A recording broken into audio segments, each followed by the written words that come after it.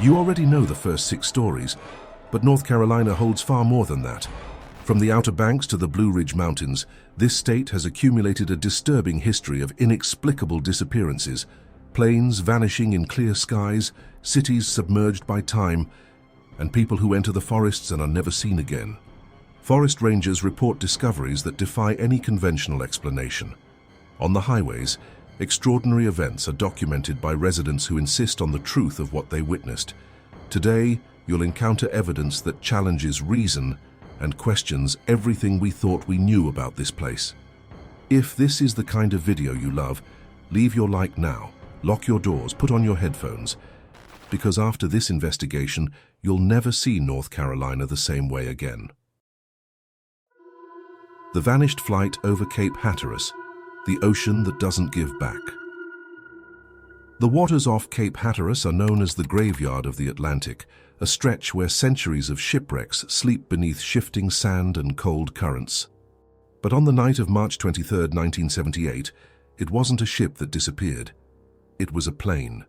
The aircraft was a Piper PA-32 Cherokee 6, registered to a pilot named Richard Hall, 42 years old, flying from Norfolk, Virginia to Wilmington, North Carolina. On board were 2 passengers, business associates returning from a meeting.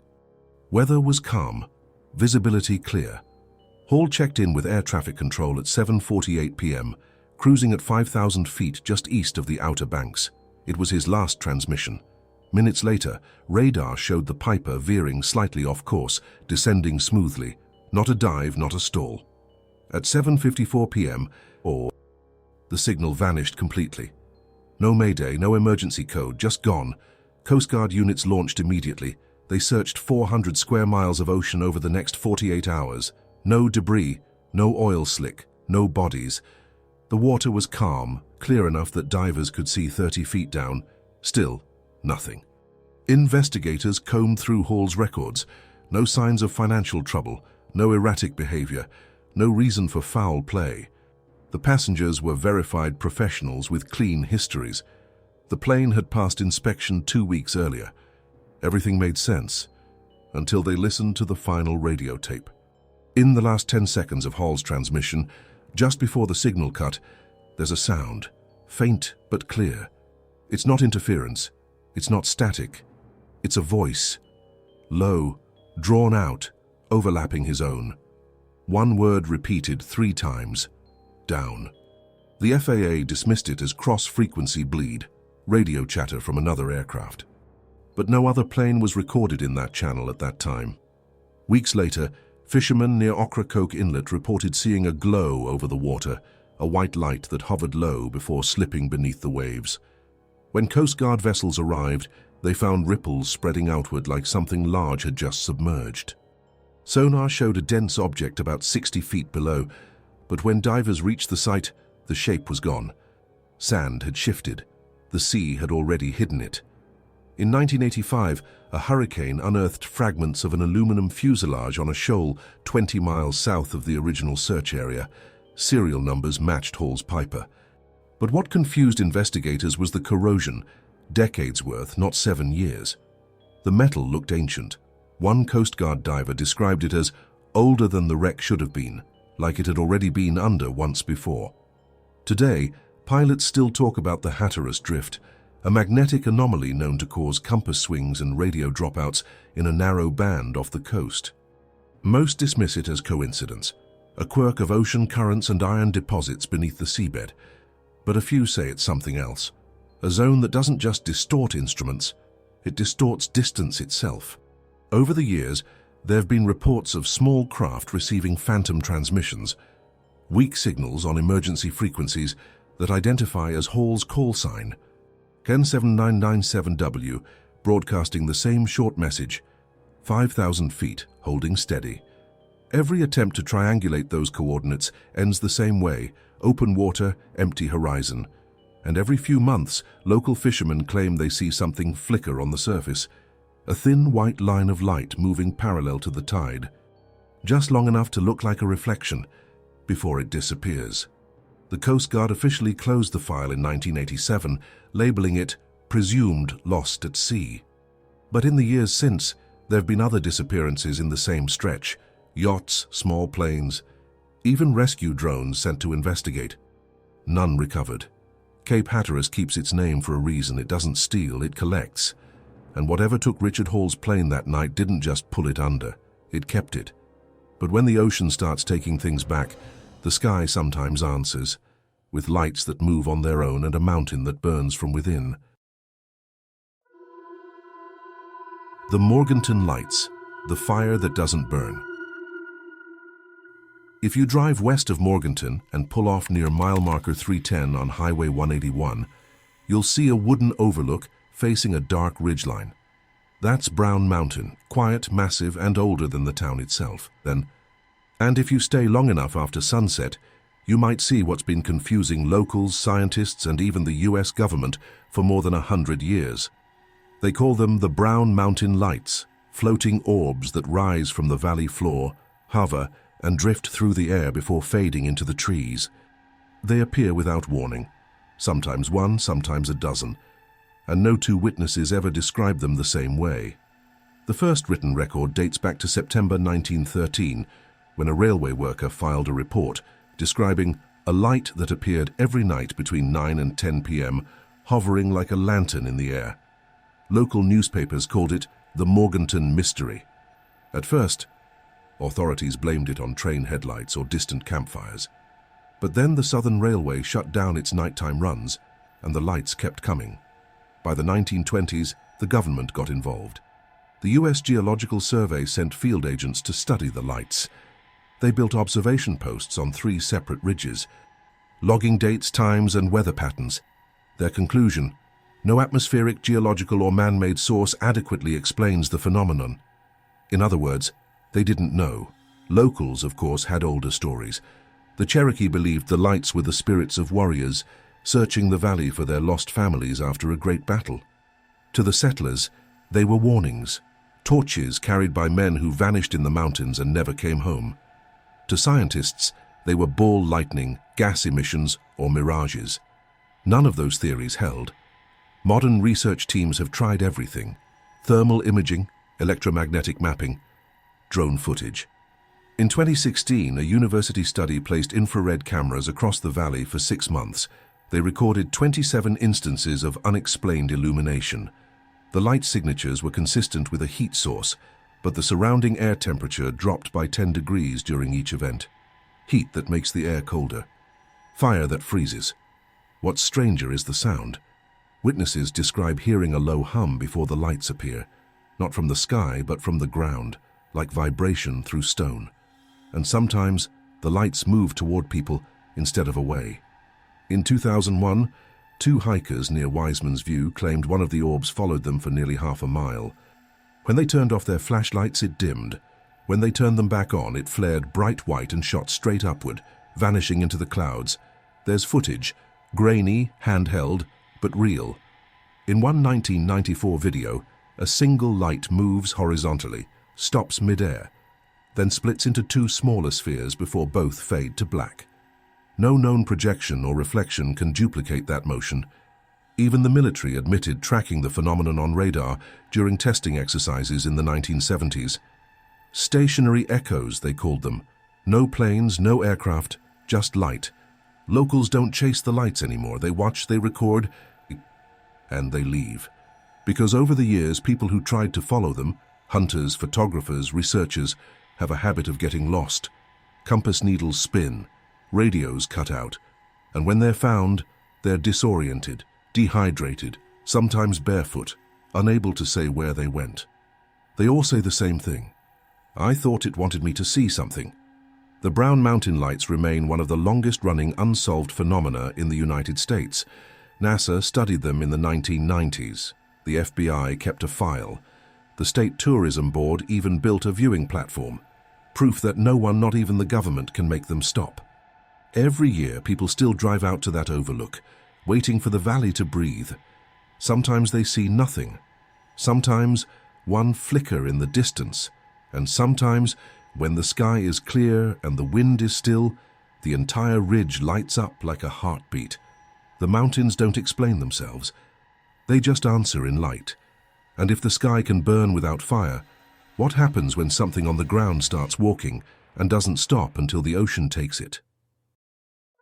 The man who walked out of Fort Fisher and never stopped. The footprints that led into the sea. The beaches south of Wilmington are calm most of the year.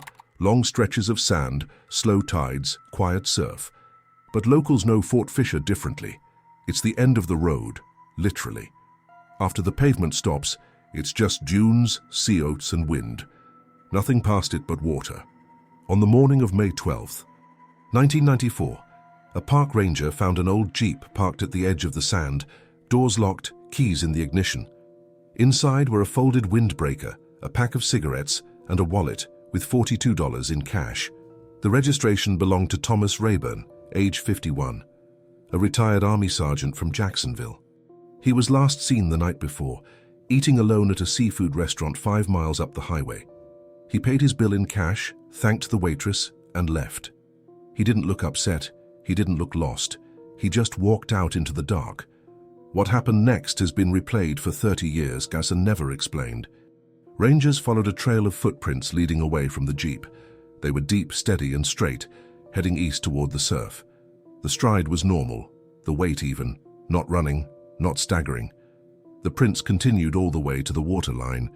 Then they kept going. 2 more sets in shallow surf. Day 3rd, then nothing. No return prints, no drag marks, just ocean. The Coast Guard ran a full search of the area. No clothing, no body, no debris. Currents that day were light, tides receding. If he had walked into the sea, his body should have surfaced within days. It never did. Friends said Thomas wasn't suicidal. He had no debts, no illnesses, and no reason to vanish. He was quiet, meticulous, known for fixing radios in his garage and walking the beach alone at night. He'd told neighbors that the waves sounded wrong lately, like they were coming from 2 directions at once. No one thought much of it. 2 weeks after his disappearance, a volunteer searcher found something strange half a mile north of the site, a trail of prints in the wet sand, far from the tide line. They were fresh, clearly human, but they stopped abruptly, as if the person had stepped up onto something invisible and kept walking. Investigators compared the tread pattern to the casts taken from Rayburn's trail. They matched. Theories spread fast. Some said he'd drowned. Others whispered he'd faked his death, swum to a waiting boat. But there was no evidence of either. The Coast Guard logged the incident as a voluntary disappearance. Though privately, one officer noted that the footprints terminated beyond the natural limit of buoyancy. Then, in 2003, the case resurfaced. A family walking near the same stretch of beach found a military dog tag buried in the sand. The name etched on it, Thomas A. Rayburn. When analyzed, the metal showed no corrosion, as if it had been dropped that week, not a decade earlier. Locals say that after sunset, when the tide is low and the wind dies, you can sometimes see footprints in the sand near Fort Fisher. They start a few feet above the high water mark, heading straight toward the waves. They end in the same place his did, always alone, always new.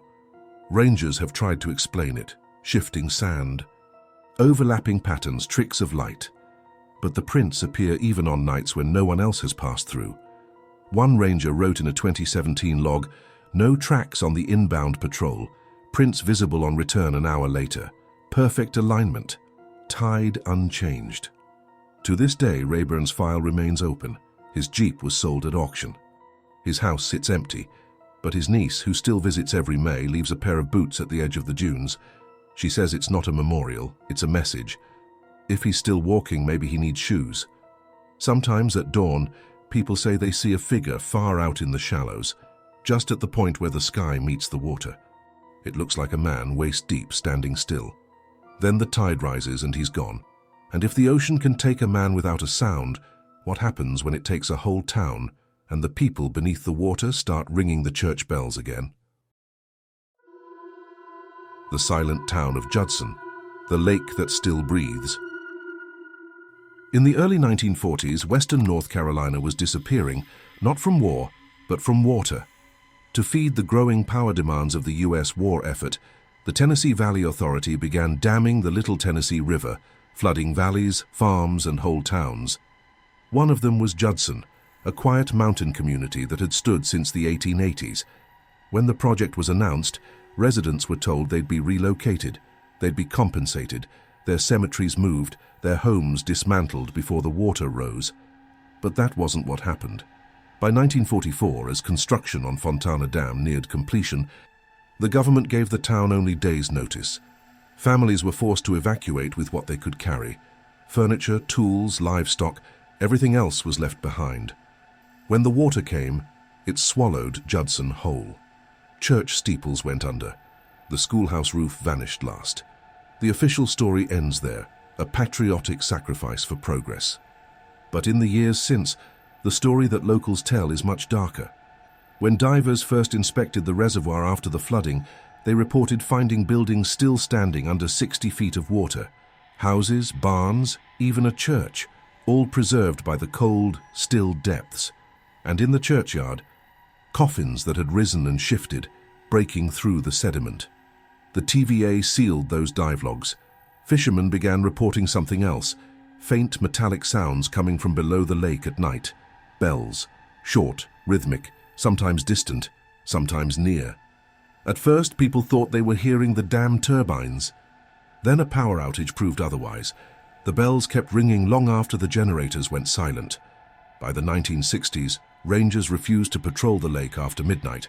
They said the water moved wrong, currents circling without wind, bubbles rising where no boats had passed. One diver who worked a salvage operation in 1968 claimed to see a shape moving between buildings, human-sized, slow, drifting upright. When he surfaced, his depth gauge read 30 feet deeper than his watch time should have allowed. He never dove there again.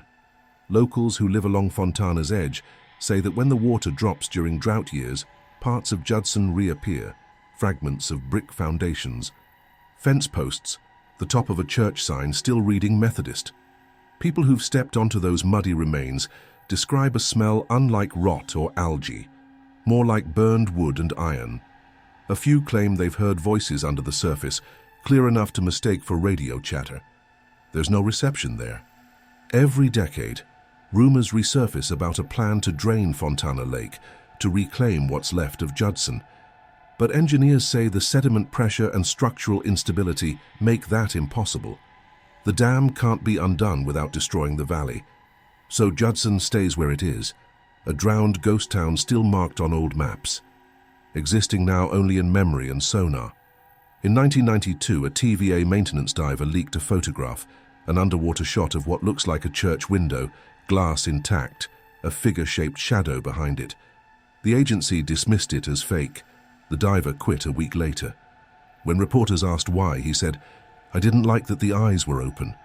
Today, Fontana Lake is a recreation spot. Tourists swim, fish, and paddle across the same waters that cover Judson's remains. But at night, the air gets heavier, colder, and the lake takes on a mirror-like stillness. Locals say that if you drop a stone and listen carefully, you can hear it bounce once, twice, like it's hitting something solid before fading into the dark. And sometimes on late summer nights when fog drifts low across the water, lights appear beneath the surface, pale, golden, slow. The size of lanterns moving through what used to be Main Street. Then they fade, and the lake goes silent again.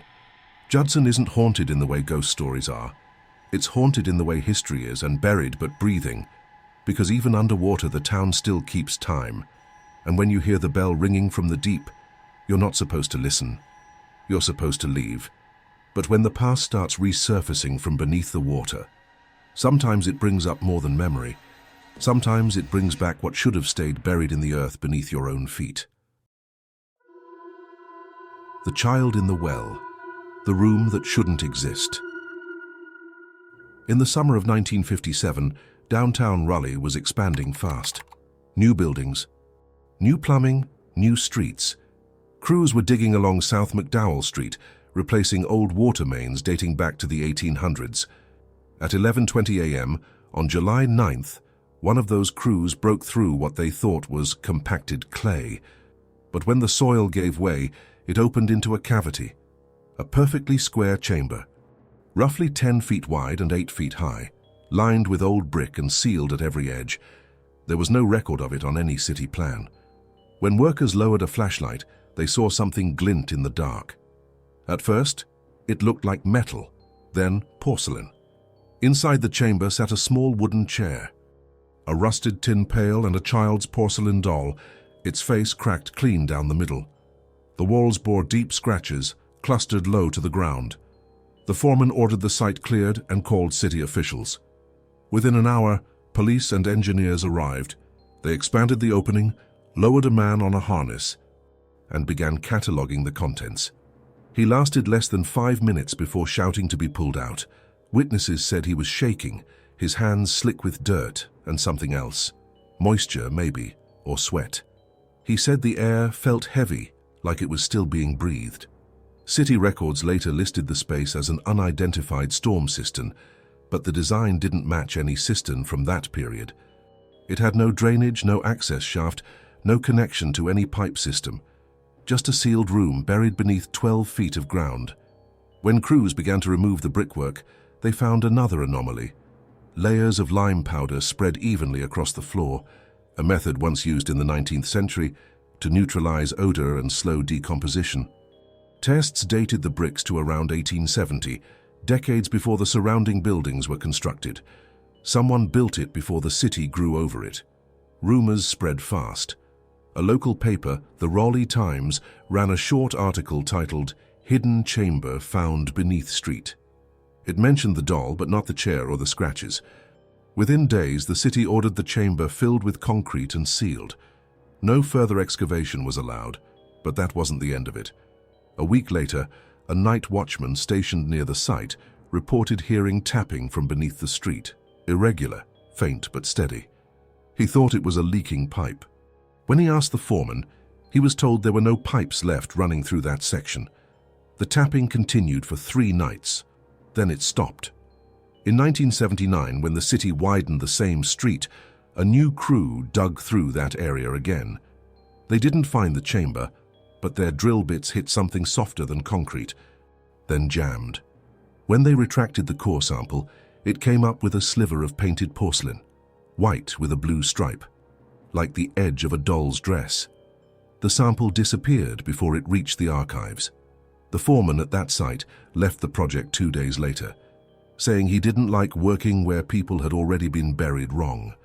Some historians believe the chamber might have been an early cellar jail, a temporary holding room built by property owners before standardized police facilities. But others point out there was no record of private jails on McDowell Street, and certainly none built underground with no access, and none sized for a child. By the 1990s, the story had turned into urban legend, kids daring each other to knock on the manhole near the old site at midnight, listening for knocks back. But one retired worker from the original crew swore under oath that what they found wasn't myth. He said he saw initials carved into one of the bricks, low to the floor. AM, 1883. When asked what scared him most, he said it wasn't the doll or the chair or even the smell, or even... It was the sound he heard before they sealed it. It wasn't an echo, it was breathing. Just one breath, slow, right next to the wall. Today, that stretch of McDowell Street runs smoothly over asphalt. Thousands of cars pass above it every day, unaware of what's beneath. But city maintenance workers still report odd readings in that area. Unexplained temperature drops, underground vibrations, and once a faint hollow beneath the pavement that shouldn't exist. Somewhere below, that hidden room still waits, sealed in concrete, buried in history. But when the city sleeps and the traffic fades, a few say you can still hear something tapping through the ground, not random. 3 short knocks, then silence, and if a buried room can still breathe, what happens when what's buried was never dead to begin with? When the metal and stone themselves start to move again, pulling toward the sound of a whistle that never stopped. The train that never arrived, the whistle that comes for the dead. On the night of August 27, 1891, a passenger train known as Number 9 left Salisbury heading west toward Asheville. It carried 23 passengers, a mail car, and a baggage coach.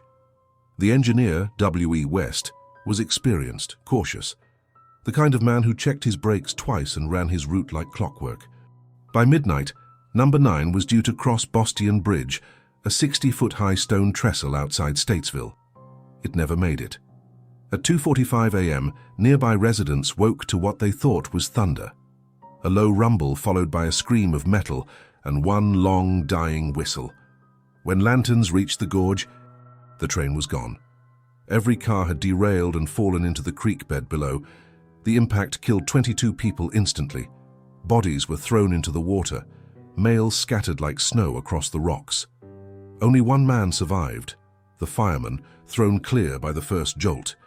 He said he'd seen sparks fly from the front wheels seconds before everything went black. The investigation that followed blamed a broken rail, but locals weren't convinced. They said they'd seen lights on the bridge an hour before the crash, a white glow moving back and forth as if someone was signaling. No workers were assigned there that night. The wreckage was cleared, the bridge rebuilt, and within weeks trains were running again. But the story didn't stop there. In the decades that followed, engineers began reporting strange occurrences at Boston Bridge. Phantom lights on the tracks, distant whistles with no scheduled trains, and the echo of brakes screeching in an empty valley. Locals called it the ghost train. Every year on the anniversary of the crash, people gathered near the bridge waiting to hear it, and many swore they did. A long, low whistle cutting through the dark, followed by the clatter of wheels, a rush of air, and then silence. No train ever appeared. In 1941, a Southern Railway engineer passing through Statesville saw a man waving a lantern on the bridge. He blew the horn, slowed, but there was no one there. When he checked his watch, the time was 2:45 a.m., exactly 50 years to the minute after the original crash. Then in 2010, something unthinkable happened. A group of amateur ghost hunters went to Boston Bridge to film the anniversary event, hoping to capture the sound of the phantom train. At 2:43 a.m., they heard the whistle. But it wasn't a ghost. A real train, unscheduled, moving fast, came around the curve. Most escaped, one didn't. A 29-year-old man named Christopher Kaiser was struck and killed. Authorities called it a tragic accident. Locals called it proof that the ghosts had called another passenger. To this day, residents say the sounds continue.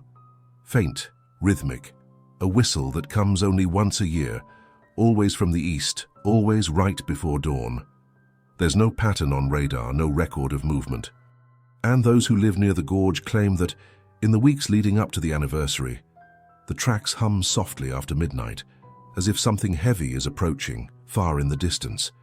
Historians have confirmed the 1891 wreck in newspapers, company ledgers, and death certificates, but no one can explain the persistence of the sound. Audio equipment left overnight records nothing unusual until exactly 2:45, when the microphones spike, not from vibration, but from static pressure, as if the air itself is compressing. Then it fades, all at once. Engineers say it's wind. Skeptics say it's local myth. But some believe Boston Bridge doesn't echo the past and it replays it. A loop frozen in time, a tragedy carved so deep into the valley that it keeps running on schedule. If you stand there in the dark, you'll hear it too. A distant whistle, faint but clear, carrying across the water.